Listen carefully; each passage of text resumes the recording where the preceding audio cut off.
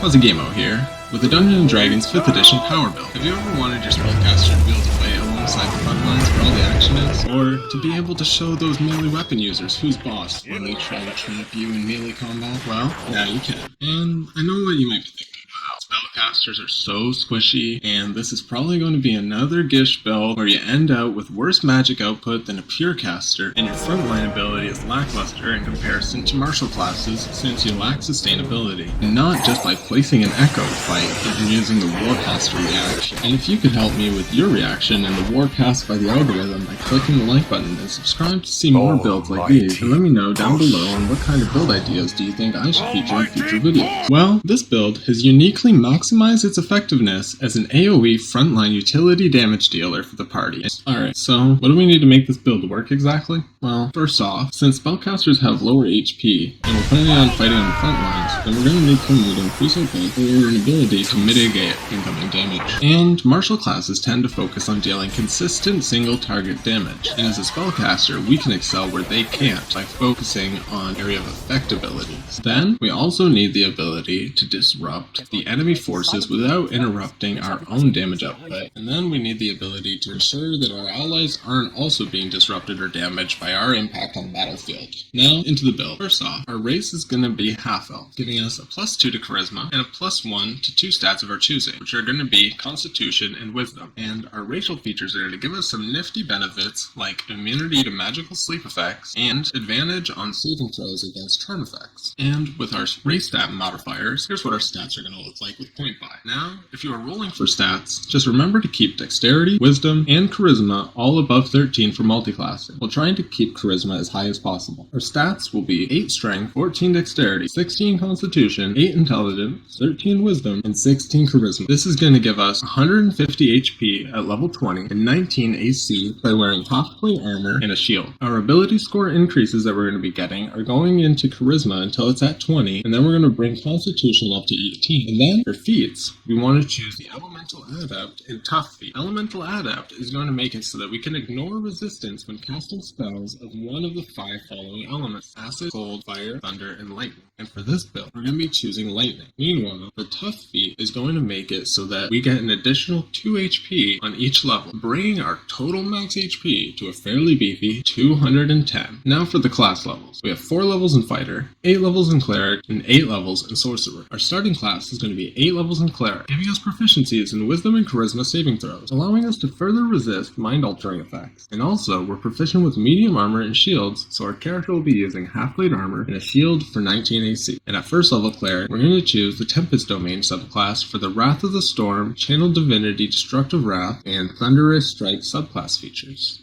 Wrath of the Storm makes it so that when our character is hit by a melee attack, they can use their reaction to deal lightning damage back to the attacker, while the domain's Channel Divinity, Destructive Wrath, allows us to deal maximum damage when dealing lightning or thunder damage instead of rolling dice, and this can be used up to twice per short rest. And the final relevant feature, Thunderous Strike, gives us the ability to push creatures we deal lightning damage to 10 feet as long as they are size large or smaller. Our next class will be 8 levels in Sorcerer for the Font of Magic and Metamagic class features. Font of Magic gives our character a pool of sorcery points equal to our sorcerer level +1 for a total of 9 points. These points can be spent to recover spell slots, or they can be spent with the Metamagic class feature, which gives us ways to modify our spells when we cast them. The Metamagic features we are interested in are Careful Spell and Transmuted Spell. Careful Spell will allow us to spend 1 sorcery point to make a number of targets equal to our Charisma modifier safe from our spell effects if they are in the area at the time that the spell was cast. And then, Transmuted Spell allows us to spend 1 sorcery point to transform the damage type of our spell that deals acid, fire, cold, thunder, or lightning damage into any of the other types listed. The type that we are wanting to transmute spells will usually be lightning. And then, we're going to want to be choosing the Storm Sorcery subclass for the subclass features Tempestuous Magic and Heart of the Storm. Tempestuous Magic is a bonus action that can be activated when casting a spell, allowing a character to fly 10 feet without provoking opportunity attacks. And this is important. It'll be further explained in the strategy portion of the video. And then, Heart of the Storm is a Thunder Stomp kind of ability that is activated when casting a spell that deals lightning or thunder damage. The ability allows us to deal lightning or thunder damage to anyone within 10 feet equal to half of our Sorcerer level. And for the final class, we'll be taking 4 levels in Fighter, giving us the Second Wind, Action Surge, and Fighting Style class features. Second Wind is a bonus action that restores some of our HP. Then, Action Surge is a powerful ability usable once per rest, and it grants us 2 actions on the same turn, and this can be used to even cast 2 spells on the same turn. And then, for a Fighting Style, we're going to want to be choosing the Defense Fighting Style for a solid +1 to our AC, bringing our total up to a respectable 20 AC. And for the subclass at level 3, we're going to want to be choosing Echo Knight for the Manifest Echo subclass feature, which is a bonus action that spawns a fake clone of you up to 30 feet away, and you can move 30 feet on your turn. Also, you can swap places with it by using another bonus action on a later turn. Alright, and with this build, our character will be taking advantage of a few spells, which the character will progress through while leveling. Firstly, we'll be using the first level evocation spell, Thunderwave. This will be our first main tool added to our arsenal. It is a Thunder Blast that damages and pushes anyone in a 15-foot cube in any direction directly adjacent to your character. This is also important and will be explained in the strategy portion of the video. Our second spell will be the one and only, the legendary Fireball, which is a 3rd level evocation spell, dealing massive fire damage in a 20-foot radius centered on a point within 150 feet. Final spell will be Lightning Bolt, which is also a 3rd level evocation spell that creates a beam extending out 100 feet and blasting everything in its path. Honorable mentions are Shatter, which is going to be used as a lower level fireball, Scorching Ray for multiple uses on the same target,